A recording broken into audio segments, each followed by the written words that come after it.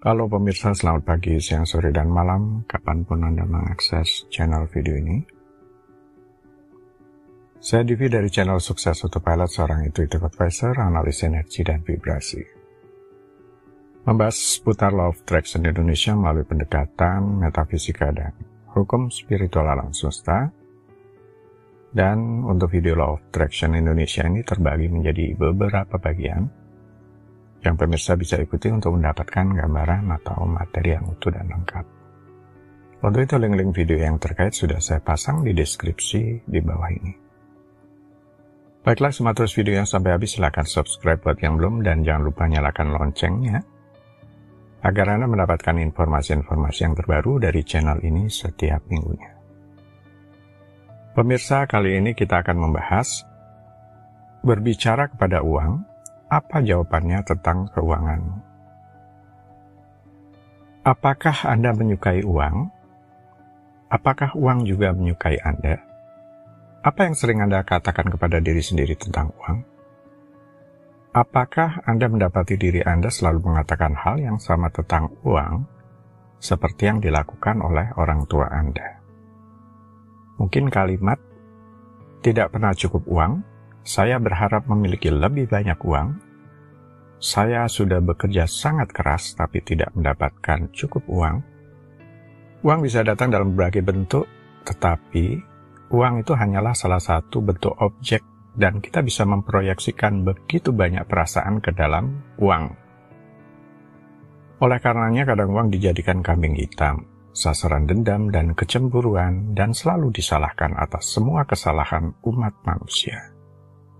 Bukan uangnya yang menjadi masalah. Kita, manusia, atau orang-orang adalah masalahnya. Bagi sebagian orang, uang berarti keamanan. Bagi yang lainnya, mungkin uang bisa jadi sesuatu yang mengkhawatirkan, yang membuatnya susah tidur. Bagi orang yang lain lagi, itu adalah simbol dari kebebasan, atau itu mewakili kendali yang diberikan atas mereka oleh bos tempat mereka bekerja atau orang tua atau keluarga. Dengan memeriksa perasaan apapun yang Anda proyeksikan kepada uang selama ini, Anda bisa mengenali beban emosi Anda sendiri. Jika Anda bisa melakukannya, Anda akan bisa melihatnya secara jelas uang apa adanya. Ini bisa berarti Anda menggali akan lebih dalam dan mencari tahu apa keyakinan Anda tentang uang. Memahami bagaimana Anda selama ini hidup dengan keyakinan ini, dan akhirnya menemukan apa arti uang bagi Anda. Fungsi uang. Kebingungan tentang apa itu uang dan apa arti uang seringkali ada hubungannya dengan sebuah perasaan. Mungkin kita merasa dimanfaatkan atau terbuang, atau merasa hidup ini tidak adil, merasa tidak berharga dan diremeh. Kita mungkin merasa bahwa orang lain memiliki lebih banyak dari yang kita miliki. Ada emosi yang terlibat terkait uang. Terlepas dari emosi atau keyakinan Anda tentang uang, sebenarnya uang melayani fungsi sebagai berikut. Fungsi pertukaran. Menggunakan uang untuk ditukar dengan sesuatu. Menggunakan uang untuk ditukar dengan sesuatu. Bisa ditukar berupa makanan, pakaian, untuk biaya perumahan, dan lain-lain. Fungsi pertukaran ini seperti memberi kekuatan pada uang, karena begitu kita mendapatkan uang, kita merasa seperti bisa menukarnya dengan apa saja. Ini hampir merupakan proses otomatis atau keinginan bawaan manusia. Karena pada dasarnya kita membutuhkan sesuatu untuk bertahan hidup, baik itu makanan, pakaian, tempat tinggal. Kita membutuhkan sarana untuk memperoleh hal-hal itu semua melalui uang. Tetapi ketika kita tidak punya cukup uang untuk semua itu, kita mulai panik. Kita merasa hidup kita atau kehidupan keluarga kita tidak aman. Dan oleh karenanya, segala sesuatu yang berhubungan dengan uang, menghasilkan dan mengeluarkan uang, menjadi semacam tekanan atau stres. Fungsi simpanan. Alasan lain orang ingin mempertahankan atau menyimpan uang adalah karena mereka ingin mempertahankan nilainya. Walaupun kita tahu nilai uang itu akan berkurang seiring inflasi, tapi ini semacam melestarikan nilai pekerjaan dan usaha mereka. Maka mereka harus menyimpan dan menggunakannya sesuai kebutuhan. Kita tentu tidak ingin jerih payah kita sia-sia. Kita ingin mempertahankan nilainya. Kita ingin melihat uang itu ada di bank setelah bekerja keras selama sekian lama. Kita ingin uang itu bertambah setelah bertahun-tahun bekerja keras. Dengan kata lain, kita ingin memiliki sesuatu untuk ditunjukkan sebagai hasil dari upaya kita. Tetapi kita bekerja bulan demi bulan, tahun demi tahun, dan ternyata tidak memiliki apa-apa untuk ditunjukkan. Kita kemudian menjadi sedih dan tertekan dan merasa hidup kita kekurangan. Karena kita menilai hidup seseorang diukur dari kekayaan bersihnya. Fungsi pertumbuhan. Jika Anda menyetor uang, itu akan menghasilkan bunga. Jadi jika Anda memiliki uang yang diinvestasikan dalam sesuatu, maka ia tumbuh seperti makhluk hidup. Orang yang memiliki lebih banyak uang akan mendapatkan lebih banyak uang. Contohnya, karena investasi dan uangnya digulung terus-menerus, inilah sebabnya mengapa orang kaya semakin kaya. Kadang mungkin kita bingung dengan konsep ini. Kerja keras dan usaha tidak selalu ada hubungannya dengan kesuksesan seseorang. Ini juga berlaku umum. Jika kita tidak punya uang tersisa untuk diinvestasikan pada setiap akhir bulan, atau setelah membayar tagihan-tagihan kita, bagaimana kita bisa menghasilkan cukup uang untuk mengumpulkan kekayaan? Berbicara kepada uang. Untuk apa berbicara kepada uang? Tujuan berbicara kepada uang adalah untuk mengetahui reaksi emosi perasaan Anda terhadap uang, di mana ini memainkan peran besar dalam seberapa banyak Anda menerima, memberi, dan memiliki. Juga ini semacam latihan yang bisa menunjukkan keyakinan atau energi negatif apa yang menghalangi aliran kelimpahan Anda. Mungkin Anda pernah menjumpai teman praktisi Law of Attraction saat mengeluarkan uang berbicara kepada uang seperti layaknya seseorang atau teman dengan mengucapkan kalimat semacam ini atau yang lebih kurang seperti ini. Terima kasih untuk uang yang sudah hadir dalam hidupku. Lakukan perjalananmu. Berilah manfaat yang sebesar-besarnya kepada orang yang menggunakanmu.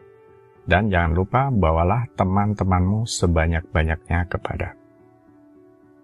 Kemudian saat menerima uang, kemudian berbicara lagi kepada uang. Terima kasih untuk uang yang sudah datang. Silahkan bergabung dengan teman-temanmu yang lain di sini.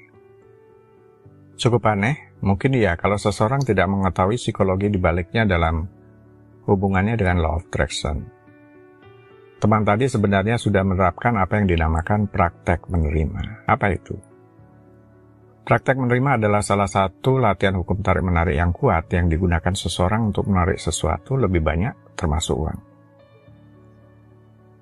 Ketika Anda berterima kasih dan bersedia menerima uang yang datang dan tidak membatasi caranya, Anda menegaskan kepada hukum universal bahwa Anda terbuka dan bersedia menerima lebih banyak hal-hal baik. Dan kebiasaan berbicara kepada uang yang masuk dan keluar bisa jadi salah satu alat. Itu kalau Anda memang cukup sabar ya, dan betah menggunakan cara teman tadi, ya silahkan saja. Kembali berbicara kepada uang. Yang dimaksud di sini adalah mengajukan pertanyaan-pertanyaan yang akan membantu Anda untuk mengenali keyakinan yang membatasi diri terkait uang. Sehingga kemudian Anda dapat memahami keyakinan apa yang membatasi selama ini. Ingat ya, tidak semua keyakinan itu membatasi. Beberapa keyakinan kondisinya adalah normal, bahkan beberapa keyakinan mungkin tidak membatasi Anda sama sekali. Siapkan kertas dan alat tulis, karena Anda perlu menulis setiap jawaban yang terlintas di pikiran saat berbicara kepada uang. Langkah-langkahnya sebagai berikut. 1. Pegang selembar uang kertas di tangan Anda. Gunakan mata uang yang sering digunakan untuk bertransaksi. Jika tidak memiliki selembar Rp100.000, Mungkin bisa gunakan nilai uang paling besar yang Anda miliki saat ini. Buat diri Anda rileks terlebih dahulu. 2. Coba katakan ini kepada uang. Secara perlahan atau boleh keras, kalau memang tidak ada orang lain di sekitar Anda. Seolah-olah Anda sedang berbicara dengan seseorang.